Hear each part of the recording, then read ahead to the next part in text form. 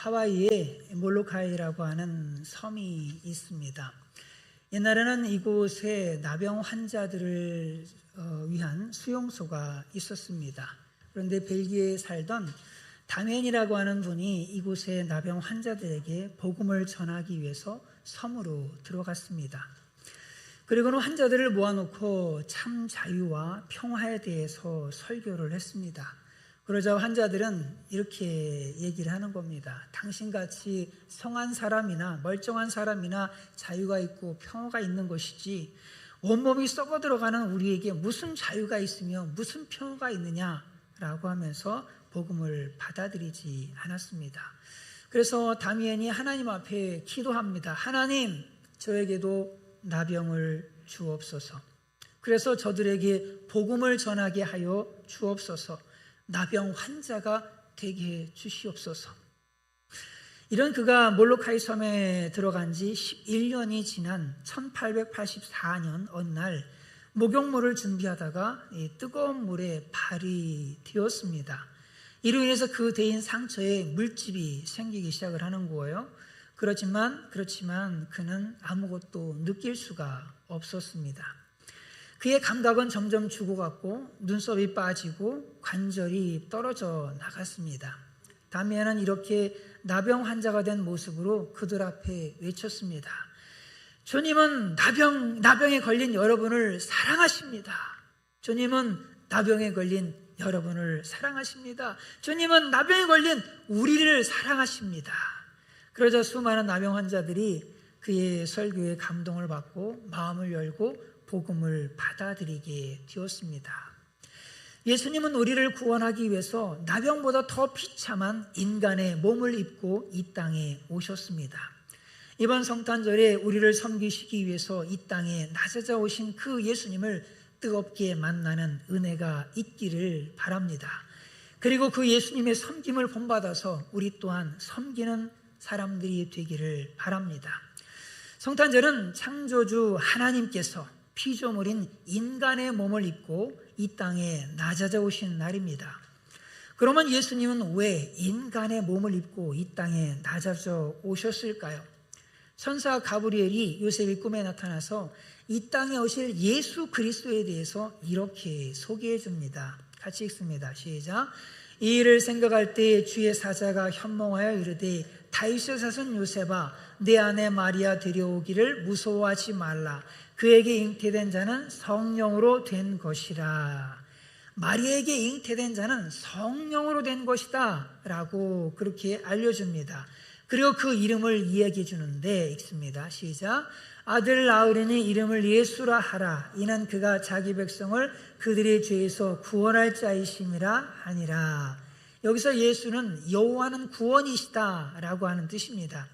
그래서 예수라는 이름의 뜻은 죄악에 빠진 인간을 구원하기 위한 구속자, 해방자라고 하는 말입니다. 이렇게 예수님은 인간의 죄 문제를 해결하기 위한 구원자로 이 땅에 탄생하셨습니다. 우리는 보통 성탄이라는 말을 합니다. 그래서 여기서 탄생이라는 말을 쓰는데 이 탄생보다 더 적합한 말은 강림이라고 해야지 좀 더 맞습니다. 왜냐하면 하나님이신 예수님이 인간의 몸을 입고 이 땅에 강림하셨기 때문입니다. 하나님이 인간과 똑같은 조건으로 인간의 몸을 입고 이 땅에 오셨기 때문에 강림이라고 하는 것이 좀 더 맞는 얘기겠죠. 이 사실을 성경은 이렇게 말씀합니다. 읽습니다. 시작. 그는 근본 하나님의 본체시나 하나님과 동등됨을 취할 것을 여기지 아니하시고 오히려 자기를 비워 종의 형체를 가지사 사람들과 같이 되셨고 사람의 모양으로 나타나사 자기를 낮추시고 죽기까지 복종하셨으니 곧 십자가에 죽으심이라. 그러면 하나님은 왜 인간의 몸을 입으신 것일까요? 왜냐하면 사람이 되지 않는다면 인간의 죄에 대한 형벌을 대신 받으실 수 없기 때문입니다. 지난 시간에 말씀드렸던 것처럼 만약에 인간적인 결혼을 통해서 만들어진 그 생명체에 강림하시게 되어진다면 그 생명체는 아담의 원죄를 가진 죄인으로 태어나게 됩니다. 그러면 인간의 죄값을 대신 치를 구원자가 될 수가 없습니다. 그래서 예수님은 동정녀에게서 탄생하셨습니다. 이 계획은 어느 날 갑자기 되어진 계획이 아니에요. 읽습니다. 시작. 이 모든 일이 된 것은 주께서 선지자로 하신 말씀을 이루려 하심이니 이르시되, 이미 이전의 선지자들을 통해서 예언하시고 또 예언하시고 그 예언하셨던 그 말씀 그대로 이제 이루어졌다라는 것을 얘기하고 있는 거죠. 동정녀를 통해서 메시아가 오신다는 것은 이미 선지자를 통해서 예언된 말씀이었습니다. 인간이 처음 범죄했을 때 하나님은 그들에게 인류에 대한 구원의 계획을 이렇게 말씀하셨습니다. 읽습니다. 시작. 내가 너로 여자 원수가 되게 하고 내 후손도 여자의 후손과 원수가 되게 하리니 여자의 후손은 내 머리를 상하게 할 것이요 너는 그의 발꿈치를 상하게 할 것이니라 하시고, 여자의 후손은 내 머리를 상하게 할 것이요 라고 말씀합니다. 어떻게 여자의 후손이 있을 수 있을까? 여자의 후손은 존재하지 않습니다. 모두가 다 남자의 후손입니다. 그럼에도 여자의 후손이라고 말씀하신 것은 남자와는 전혀 상관없이 태어나는 후손이 있게 될 것이다 라고 하는 그런 말씀입니다. 그렇다고 해서 여자 혼자서 어떻게 후손을 만들 수가 있습니까? 그것도 불가능한 얘기입니다. 결국 여자의 후손으로 태어나신 분은 남자와 여자로부터 태어나는 그런 존재가 아니라 하나님이 만드신 생명체라고 하는 말씀입니다. 이 사실을 예수님이 이 땅에 오시기 700년 전에 하나님은 이미 이사야 선지자를 통해서 이렇게 예언하셨습니다. 읽습니다. 시작. 그러므로 주께서 친히 징조를 너에게 주실 것이라. 보라, 처녀가 잉태하여 아들을 낳을 것이요 그의 이름을 임마누엘이라 하리라. 처녀가 잉태하여 아들을 낳을 것이요. 이건 또 무슨 얘기입니까? 처녀가 어떻게 아이를 낳을 수가 있단 말입니까? 이 말씀은 지난 시간에 말씀드렸던 것처럼 처녀 마리아가 대리모가 되어서 하나님께서 직접 만드신 그 생명체를 품고 양육해서 출산하게 될 것이다 라고 하는 그런 예언의 말씀입니다.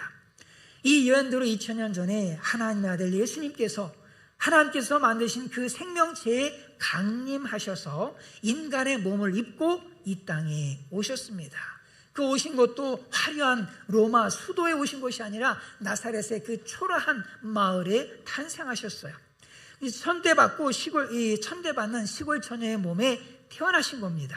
그리고 힘없는 아이의 모습으로 태어나셔서 그 비천한 구유에 누이셨어요.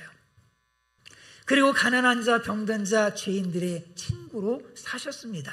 그러다가 제자들에게 배신을 당하고 십자가에 못 박히셨습니다. 십자가에서 조롱을 받으시고 침뱉음을 당하시고 군병들에게 창에 찔리는 그런 아픔을 또 겪으셨죠. 이렇게 하나님의 아들 예수님이 인간의 몸을 입고 오셔서 우리의 고통을 다 감당하셨습니다. 읽습니다. 시작. 우리에게 있는 대제사장은 우리의 연약함을 동정하지 못하실 이가 아니요 모든 일에 우리와 똑같이 시험을 받으시니로되 죄는 없으시니라. 우리와 똑같이 시험을 받으시니로되, 우리와 똑같이 시험 받으신 분이시기 때문에 우리의 연약함을 아시는 분이시고 우리를 긍휼히 여겨주시는 분이십니다. 우리를 가장 잘 이해하실 수 있는 분이시고 우리를 가장 잘 도우실 수 있는 그런 분이시죠. 예수님은 자신이 왜 이 세상에 오셨는지를 이렇게 분명하게 이유를 밝히고 있습니다. 읽습니다. 시작. 인자가 온 것은 섬김을 받으려 함이 아니라 도리어 섬기려 하고 자기 목숨을 많은 사람의 대속물로 주려 함이니라. 예수님이 이 땅에 오신 목적은 아주 분명했습니다. 바로 섬기기 위해서 오셨습니다. 천지 만물을 창조하신 하나님께서 냄새나는 인간을 섬기기 위해서 이 땅에 낮아져 오셨습니다. 그렇다면 이 성탄의 은혜, 이 십자가 희생의 은혜를 받은 저와 여러분, 우리 그리스도인들이 예수님의 섬김을 본받아서 섬기는 삶을 사는 것이 마땅하지 않을까요? 우리 그리스도인들은 너무 이기적이 되어서는 안 됩니다. 너무 나중심적이 되어서는 안 됩니다. 우리 그리스도인들은 우리에게 주신 물질과 시간과 재능으로 섬기는 삶, 다른 사람들을 섬기는 삶을 살아야 됩니다. 사실 우리에게 섬길 수 있는 기회가 있다라고 하는 것은 축복입니다. 왜냐하면 이 기회는 상 받을 수 있는 기회요, 이 기회는 칭찬받을 수 있는 기회요, 이 기회는 행복을 느낄 수 있는 기회이기 때문에 그렇습니다. 그래서 우리 그리스도인들에게 있어서 섬김은 선택사항이 아니라 필수사항이고 꼭 해야 되는 사명입니다. 요즘 교회가 섬기는 사람들이 줄고 소비자가 많아지고 있다고 합니다. 섬기기 위해서 교회 다니는 사람들보다는 즐기려고 교회 다니는 사람들이 점점 많아지고 있다는 얘기입니다. 그러나 교회는 섬기러 다니는 곳입니다. 교회는 섬김을 배우는 곳입니다. 교회는 섬김을 실천하는 곳입니다. 서서평이라고 하는 이 선교사가 있었습니다. 이분은 독일 태생입니다. 이분의 어머니가 1살 되었을 때 이분을 버렸어요. 이로 인해서 불행한 어린 시절을 보내야만 했지요. 그렇지만 이분이 예수님을 만나요. 예수님을 만나고 그 은혜에 감사해서 자신의 모든 인생을 조선에 바치기로 했습니다. 그래서 32세에 처녀의 몸으로 조선에 왔습니다. 그리고 13명의 고아를 자녀로 입양을 했습니다. 그리고 38명의 홀로 된 여인들을 돌보았습니다. 그리고 어떤 나병 환자를 양아들로 삼아서 함께 살았습니다. 그녀는 옥양목 저고리에 검정 통치마를 입고 남자용 검정 고무신을 신고 단발머리를 하고 고아를 등에 업은 채 금주 금연 운동을 했습니다. 인신매매 반대, 축첩 금지, 공창제도 폐지, 이런 운동에 선봉에 서서 윤락 여성 선도 사업을 주도했습니다. 때로는 만주의 홍등과에 팔려갈 뻔한 19세의 처녀를 돈을 주고 구해오기도 했습니다. 창녀들의 빚을 갚아주고 그리고 그들을 이분이 설립한 이일 학교에 입학시켜서 공부를 시켰습니다. 1933년 6월에는 일본 총독부가 나환자들의 씨를 말리는 강제 거세 정책을 펼 때에 이분은 50명의 나환자들을 이끌고 서울로 행진을 했습니다. 이 소식을 들은 전국 각지의 나병 환자들 530여 명이 이 행진에 동참하게 되어집니다. 이로 인해서 결국 총독부는 강제 거세 정책을 취소하게 되었습니다. 그러다가 1934년 6월에 만성 풍토병과 과로, 영양실조로 이 서서평 선교사는 54세의 나이로 천국에 가게 됩니다. 이분이 떠날 때 남긴 것은 담요 반장, 동전 7전, 강냉이 가루 2홉 뿐이었습니다. 한 장의 담요도 찢어서 다리 밑에 그 거지들에게 나누어 주었고 시신도 의향용으로 기증을 했습니다. 그가 죽자 당시 동아일보는 자선과 교육 사업에 일생을 바친 빈민의 어머니 서서평양 서거라는 제목의 재생한 예수라는 부제를 달고 그의 죽음을 대서특필했습니다. 그리고 최초로 광주 시민 사회장으로 장례를 치렀습니다. 이때 수천 명의 광주 시민과 나환자들이 나와서 어머니를 부르면서 오열을 했다고 합니다. 우리 그리스도인들은 이 서서평처럼 그리고 다미엔처럼 주님이 걸어가신 그 섬김의 길을 걸어가야 하는 사람들입니다. 섬기다 보면 때로는 힘든 일도 많이 있을 겁니다. 나의 섬김에 대해서 이러쿵저러쿵 말하는 사람도 많이 있을 겁니다. 그러나 어려운 일이 있고 또 비난하는 일이 있어도, 그런 사람들이 있어도 예수님을 본받아서 끝까지 섬김의 길을 갈 수 있기를 간절히 바랍니다. 어떤 장애물을 만난다 할지라도 우리를 섬기기 위해서 이 땅에 오신 그 예수님처럼, 나병 환자들을 섬기기 위해서 나병 환자가 된 다미엔처럼, 고통받는 조선의 백성들을 섬기기 위해서 가난한 조선 땅에 온 서서평처럼 끝까지 섬김의 길을 갈 수 있기를 간절히 바랍니다. 제가 여러분과 함께 신앙생활한 지도 거의 3개월이 다 되어 갑니다. 저는 그동안 성도들의 많은 헌신을 보았습니다. 아무도 알아주지 않아도, 박수 쳐주지 않아도 추운 날에도 땀을 흘리면서 묵묵히 성전을 청소하는 그런 섬김을 보았습니다. 특별히 시간을 내서 먼 길을 달려와서는 추위를 견디며 자선 냄비 종을 치는 섬김을 보았습니다. 교회에 뭔가 필요하다고 여겨지면 사비를 털어서 교회에 필요한 것을 기쁨으로 채워넣는 그런 섬김을 보았습니다. 정말 아름다운 섬김들이었습니다. 이 교회 안에 존재하는 모든 것들이 이런 섬김과 이런 헌신으로 뒤워진 것들입니다. 우리가 누리고 보는 이 모든 것들이 누군가 하나님 앞에 드린 헌신이요 섬김 때문입니다. 당연한 것은 결코 하나도 없습니다.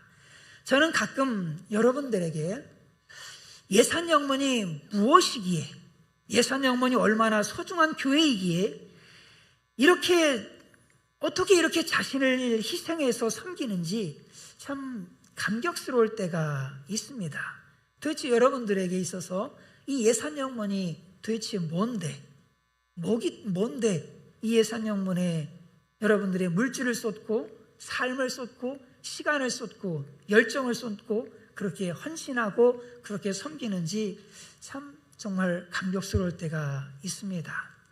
하나님께서 여러분의 희생과 섬김을 반드시 들어 쓰시고 축복해 주실 줄로 분명하게 믿습니다. 예수님의 낮아져 오셔서 그 섬기심으로 말미암아서 우리가 구원받을 수 있었던 것처럼 다메인이 나병 환자가 되기까지 섬김으로 그 나병 환자들을 구원할 수 있었던 것처럼 서서평의 그 섬김으로 조선의 여성들이 새 인생을 살게 되었던 것처럼 예산영문의 성도들의 그 희생과 섬김으로 이곳에 깃드는 영혼들이 구원받게 될 것이고 새 인생을 살게 될 것이고 삶의 문제가 해결될 것이고 그리고 천국의 기쁨을 누리게 될 줄로 분명하게 믿습니다. 여러분의 희생이 헛되지 않을 겁니다. 예수님의 희생이 헛되지 않았듯이 다메인의 희생이 헛되지 않았듯이 서서평의 희생이 헛되지 않았듯이 여러분의 섬김과 여러분의 낮아짐과 여러분의 희생이 결코 헛되지 않을 것입니다. 이런 희생과 섬김이 있는 예산영문은 정말로 아름다운 교회입니다. 여러분 한 분 한 분들은 정말로 아름다운 분들입니다. 여러분 한 분 한 분들의 믿음이 아름답고 여러분 한 분 한 분의 여러분의 하나님을 향한 사랑이 참으로 아름답습니다. 제가 이 글을 타이핑하면서 참 얼마나 감격스러웠겠습니까? 여러분의 그 한 분 한 분들의 그 섬김과 그 희생과 참 그 모든 것들을 생각할 때 참 너무나 참 감격스러웠습니다. 이런 예산영문은 행복한 교회요, 이곳은 작은 천국입니다. 이번 성탄절을 맞이해서 섬기기 위해서 이 땅에 낮아져 오신 그 예수님을 더욱 본받는 삶을 통해 하늘에서는 하나님께 영광이요 땅에서는 기뻐하심을 입은 여러분 모두의 심령에 하나님께 주시는 평화와 기쁨이 충만하기를 주님의 이름으로 축원을 드립니다.